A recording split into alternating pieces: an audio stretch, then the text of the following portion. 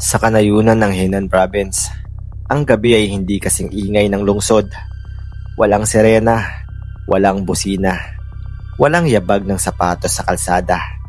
Kapag lumubog na ang araw, ang mundo ay tila humihinto. Sa ganitong katahimikan, may isang lalaki na gumagalaw. Wala pa siyang pangalan sa isip ng mga tao noon. Wala pa siyang muka. Isa lamang siyang anino na pumapasok sa mga bahay habang ang mga pamilya ay mahimbing na natutulog. Walang kaalam-alam na iyon pala ang huli nilang gabi sa mundong ito. Magandang umaga sa inyong lahat. Ako si Nerd at ito ang True Crime Asia. May mga kaso na hindi nalulutas. May mga kwento na hindi dapat kalimutan. Ito ang krimen sa Asia, kung saan ang katotohanan ay kasing dilim ng gabi.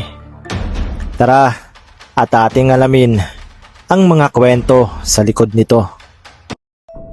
Bago pa ang mga kahindik-hindik na pangyayari, kilalanin natin ang pangunahing karakter sa kwentong ito. Si Yang Sinhai ay ipinanganak noong 1968 sa isang mahirap na pamilya sa Henan. Ang kanilang buhay ay umiikot sa pagtatrabaho sa bukid, kakarampot na pagkain, at pangarap na madalas ay hindi naaabot. Tahimik si Yang noong bata pa siya. Hindi siya palasalita. Hindi rin siya palaaway.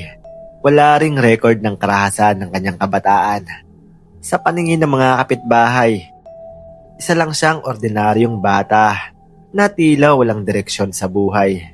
Ngunit sa loob ng kanyang isip, may unti-unting nabubuong kawalan. Isang pakiramdam na wala siyang halaga, walang patutunguhan at walang dahilan para mabuhay. Hindi siya nakapagtapos ng pag-aaral. Palipat-lipat siya ng trabaho. Construction worker, tagahukay, porter, minsan tambay. Wala siyang matagal na kaibigan. Wala ring romantikong relasyon na tumagal. Sa lipunang mabilis ang pagbabago, si Yang ay napag-iwanan. Noong taong 2000, nagbago ang lahat. Isang gabi, pumasok si Yang sa isang bahay sa liblib na baryo. Hindi malinaw kung paano niya pinili ang bahay na iyon. Walang senyalis ng pagnanakaw.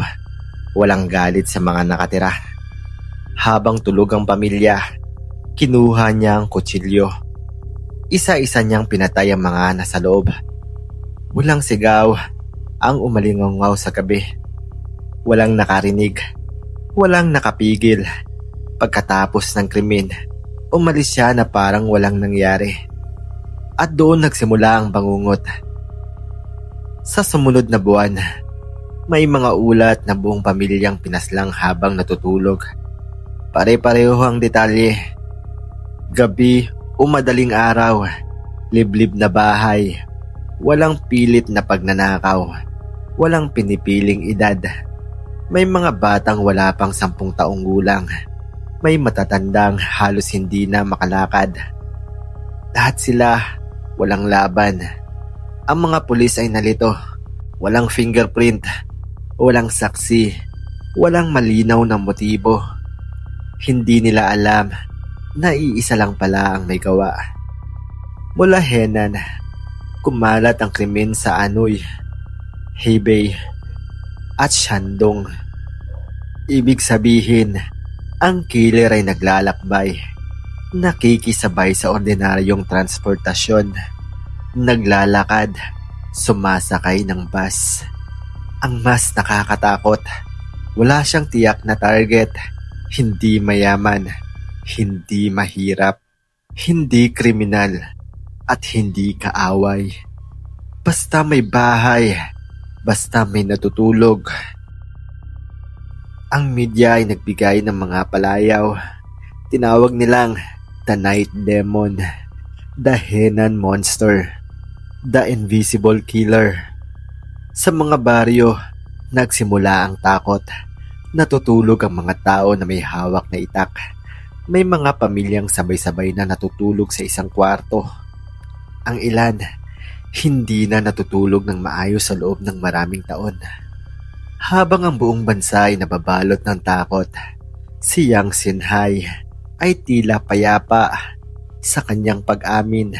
Sinabi niyang wala siyang nararamdaman, walang pagsisisi, walang pag-aalinlangan, walang takot at walang awa. Para sa kanya, ang kanyang pagpatay ay hindi nangangailangan ng emosyon. Isa lamang itong gawain. Hindi siya nagnanakaw dahil hindi yun ang pakay niya. Hindi siya gumagahasa dahil hindi yun ang interes niya. Ang gusto lamang niya ay ang mismong akto ng pagkitil ng buhay. Noong taong 2003, isang himala ang naganap. May isang biktima ang nakaligtas. Malubha ang sugat, pero buhay. Sa kanyang pahayag, nailarawan niya ang itsura ng salarin. Tahimik, walang emosyon, mabilis kumilos. Ito ang unang konkretong lead ng mga pulis. Sinuri nila ang mga ruta ng transportasyon, mga construction site at pansamantalang tirahan ng mga manggagawa.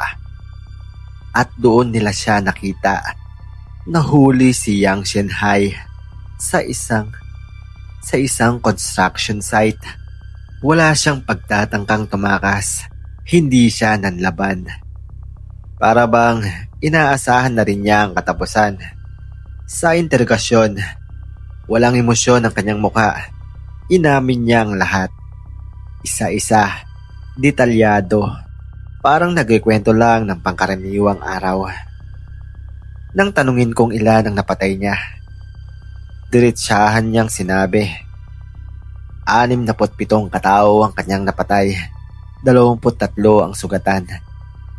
Tinanong siya ng investigador, bakit mo ito nagawa? Sumagot siya ng walang pag-aalinlangan, wala akong gusto sa buhay. Gusto ko lang pumatay.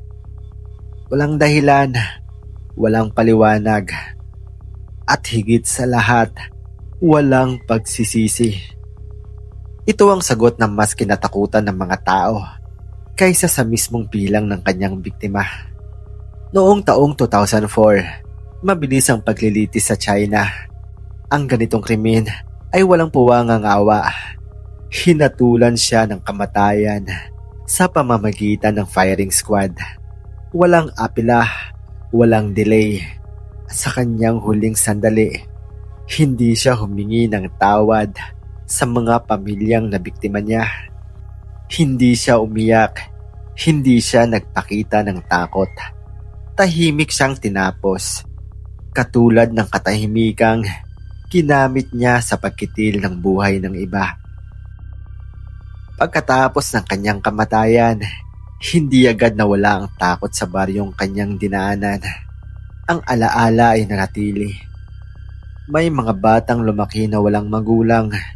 May mga bahay na iniwang walang nakatira. May mga gabing hanggang ngayon ay mahigpit pa rin sinasara ang pinto. Hindi dahil may darating, kundi dahil sa nangyari na. Ang kaso ni Yang Xinhai ay patunay na ang halimaw ay hindi laging sumisigaw. Ang kasamaan ay maaaring tahimik lang. At ang pinaka-nakakatakot ay ang taong walang dahilan. Hanggang ngayon, itinuturo ang kanyang kaso sa China bilang babala na ang tunay na panganib ay minsan nakatago sa anyo ng karaniwan.